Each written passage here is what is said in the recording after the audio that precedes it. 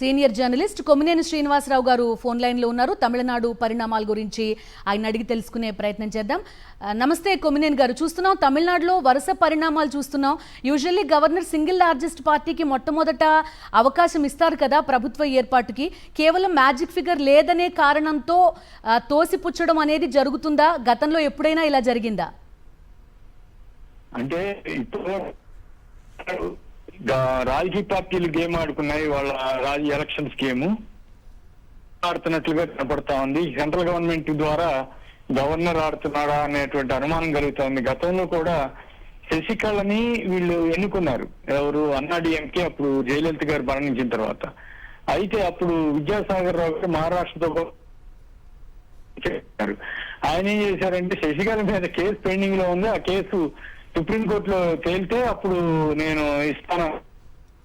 అప్పుడు మళ్ళీ కేంద్ర ప్రభుత్వం లాయర్ కోర్టులో అడగటం, వాళ్ళు అప్పుడు ఆ కేసు బయట తీయటం, చివరికి ఆవిడ శిక్ష పంపించడం, ఇదంతా ఒక తమాషాగా నడిచిపోయింది. సరే, ఆవిడ మీద కేసు ఉన్నాయి కాబట్టి పెద్ద సానుభూతి కూడా రాలేదు. సరే, టెక్నికల్ గా చూసినప్పుడు అట్లా చేయకుండా ఉంటుందేమో అనే ఒక అభిప్రాయం ఉన్నప్పుడు కూడా దాన్ని ఎవరు గట్టిగా అనలేపారు. ఇప్పుడు ఈ కేసు, ఈ సందర్భంలో విజయ్ అన్న వ్యక్తికి అసాధారణమైనటువంటి రీతిలో తీర్చిచ్చాయి.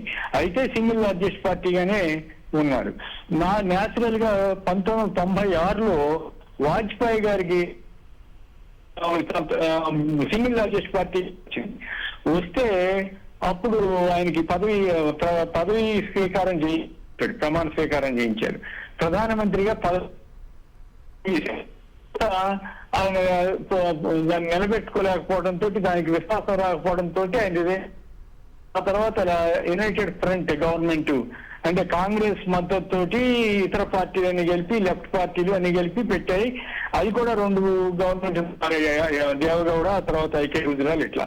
సో ఇట్లా జరుగుతూ వస్తుంది. గతంలో కూడా సంజీవ్ రెడ్డి గారి టైంలో కూడా, సంజీవ్ రెడ్డి గారు ప్రెసిడెంట్ గా ఉన్నప్పుడు కూడా జనతా పార్టీ పతనం తర్వాత ఎవరిని పిలవాలి ఏమిటనే దాని మీద చర్చ జరగటం, జగజీవన్ రామ్ గారిని పిలవలేదనేటువంటి ఒక విమర్శ, ఇవన్నీ వచ్చినాయి. కానీ మనకి ఇటీవలి కాలం అంటే ఈ 25 ఏళ్లలో సింగిల్ లార్జెస్ట్ పార్టీగా దేశ ప్రధానిగా వాజ్పేయితోనే ప్రమాణం మనం చూడటం జరిగింది.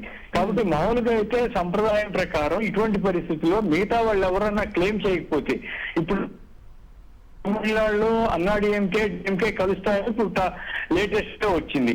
ఒకవేళ ఉంటే ఇవ్వచ్చు, చెప్పలేదు ఇంతవరకు. చెప్పకపోయినా గవర్నర్ గారు ఇవ్వకపోవటం అయితే అది ఇది గేమ్ ఆడుతున్నట్లేనే నాకైతే అనిపిస్తా ఉంది. సార్, అసలు డిఎంకే అన్నాడీఎంకే కలిపి ప్రభుత్వం ఏర్పాటు చేయడం అనేది అసలు ఈవెన్ వినడానికి కూడా బాలేదనిపిస్తుంది కాదా? మనకి వినడానికి బాగుందా లేదా అనేది సమస్య కాదు ఇక్కడ. టెక్నికల్ గా వాళ్ళకి నిజంగానే 118 ఎమ్మెల్యేలు మద్దతు ఉంటే దే కెన్ గెట్. జనం డిసైడ్ చేస్తారు తర్వాత ఇది కరెక్టా కాదా, పరస్పర శత్రువులు రాజకీయ అవసరం చేశారా అని వాళ్ళు ఎదుర్కొంటారు. అది అంత తేలిగ్గా కూడా కాదు. ఇక్కడ ఒక చిన్న పాయింట్ ఒకటి ఉంది. అన్నాడీఎంకే బీజేపీతో పొత్తులో ఉంది. అలాంటి అన్నాడీఎంకేకి డిఎంకే కలిసి, డిఎంకే కాంగ్రెస్, యునైటెడ్ ముస్లిం ఫ్రంట్ ఇట్లాంటివి ఉన్నాయి కదా, ముస్లిం ఫ్రంట్, లెఫ్ట్ పార్టీస్ తోటి వీళ్ళు కలిసి ఉన్నారు. ఒకవేళ డిఎంకే అన్నాడీఎంకే కలిస్తే, ఒకవేళ అన్నాడీఎంకేతో డిఎంకే కలిసినా కూడా లెఫ్ట్ పార్టీస్ ఐయుఎంఎల్ సిద్ధమవుతాయా, ఐయుఎంఎల్ సిద్ధమవుతుందా అంటే బీజేపీతో పొత్తులో పార్టీకి మద్దతు ఇవ్వడానికి లెఫ్ట్ పార్టీ సిద్ధమైతే అది ఇంకా వాళ్ళకి సూసైడల్ అవుతుంది, ఏది వాళ్ళ విధానాన్ని వ్యతిరేకించినట్లు అవుతుంది. మరి అట్లాగే ముస్లిం ఫ్రంట్ ఉంది, బీజేపీకి వ్యతిరేకం. అయితే బీజేపీని వదిలేసి అన్నాడీఎంకే వస్తానని చెప్తుందేమో చూడాలి. చెప్పినా కూడా అది నైతికంగా చూస్తే కరెక్ట్ కాదు. కానీ నైతికం అంటే ఇక్కడ టెక్నికాలిటీసే ఎక్కువ వస్తాయి. నిజంగా వాళ్ళందరికీ కలిపి 110 వస్తే ఆటోమేటిక్ గా వీళ్ళిద్దరి మధ్య నిజమే. అయితే ఎక్కువ కాలం ఉంటుందా ఉండదా అనేది తర్వాత చర్చ. ఇప్పుడు ఈవెన్ విజయ్తో గవర్నమెంట్ ఏర్పాటు చేసినా కొంతకాలం పాటు డిఎంకే అన్న డిఎంకే కలవకపోతే అతనికి ఏమి ఇబ్బంది ఉండదు. అయినా Right. కూడా అతని గవర్నమెంట్ ని స్థిరంగా ఉండనిస్తారా అనేది నాకు డౌట్. అవును సో సార్. ఈ నేపథ్యంలో ఈ రెండు పార్టీలు కలిసినా లెఫ్ట్ ఇవన్నీ చేసేదాన్ని బట్టి అప్పుడు మళ్ళీ విజయ్కి అడ్వాంటేజ్ వస్తుందేమో చూడాలి. Okay sir, thank you Kommineni గారు. సో మొత్తానికి చర్చ ప్రస్తుతం మన ముందుంది. టీవీకే ఎంతవరకు ప్రభుత్వాన్ని ఏర్పాటు చేయగలదు, అదేవిధంగా పరస్పర బద్ధ శత్రువులైన పార్టీలు ఉన్నాయి, అటు లెఫ్ట్ పార్టీలు కానీ, ఐయుఎంఎల్ కానీ, బీజేపీ కానీ. ఇలాంటి పార్టీలు ఉన్న చోట డిఎంకే, ఏఐఏడిఎంకే ఇలాంటి ఒక పొత్తు ఎంతవరకు సాధ్యమవుతుంది? ఇవి మన ముందున్న ప్రశ్నలు ప్రస్తుతం.